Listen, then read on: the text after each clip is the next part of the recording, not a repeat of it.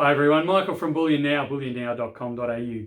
So some good news and some bad news. Bad news first, the release that we were part of the joint release of, don't know if that's a good expression or not, but it was meant to be coming out on May 3rd, has been pushed back another 7 days. So it will be released on Monday, the 10th of May. And that's it's good and it's bad. It's bad because we're going to have to hold out a bit longer, and I know a few people have been champing at the bit on it.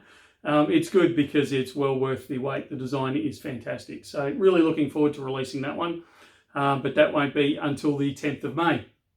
The good news is for all you aficionados out there, otherwise known as nerds, May the 4th is coming up, and the nerd side of the universe will know what May the 4th is. And so we're going to run a special for that. So that's still all systems go, and look out for that on Tuesday, May the 4th. All right, that's it for now. We'll talk again soon. See ya.